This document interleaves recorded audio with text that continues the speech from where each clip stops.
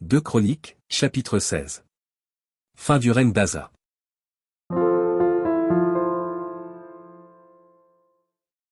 La 36e année du règne d'Asa, Baécha, roi d'Israël, monta contre Juda, et il bâtit Rama, pour empêcher ceux d'Asa, roi de Juda, de sortir et d'entrer. Asa sortit de l'argent et de l'or des trésors de la maison de l'Éternel et de la maison du roi, et il envoya des messagers vers Ben-Hadad, roi de Syrie, qui habitait à Damas. Il lui fit dire, qu'il y ait une alliance entre moi et toi, comme il y en eut une entre mon père et ton père. Voici, je t'envoie de l'argent et de l'or.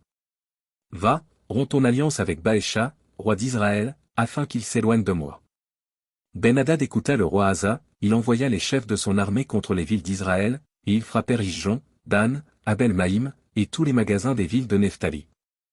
Lorsque Baécha l'apprit, il cessa de bâtir Rama et interrompit ses travaux. Le roi Asa occupa tout Juda à emporter les pierres et le bois que Baécha employait à la construction de Rama, et il s'en servit pour bâtir Geba et Mitzpa. Dans ce temps-là, Hanani, le voyant, alla auprès d'Asa, roi de Juda, et lui dit, « Parce que tu t'es appuyé sur le roi de Syrie et que tu ne t'es pas appuyé sur l'Éternel, ton Dieu, l'armée du roi de Syrie s'est échappée de tes mains.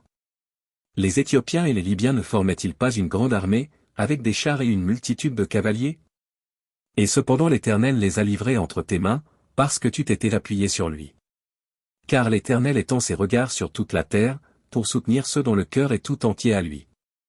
Tu as agi en insensé dans cette affaire, car dès à présent tu auras des guerres. » Asa fut irrité contre le voyant, et il le fit mettre en prison, parce qu'il était en colère contre lui. Et dans le même temps Asa opprima aussi quelques-uns du peuple. Les actions d'Asa, les premières et les dernières, sont écrites dans le livre des rois de Juda et d'Israël. La 39e année de son règne, Asa eut les pieds malades au point d'éprouver de grandes souffrances, même pendant sa maladie, il ne chercha pas l'Éternel, mais il consulta les médecins. Asa se coucha avec ses pères, et il mourut la 41e année de son règne.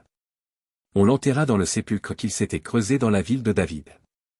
On le coucha sur un lit qu'on avait garni d'aromates et de parfums préparés selon l'art du parfumeur, et l'on en brûla en son honneur une quantité très considérable.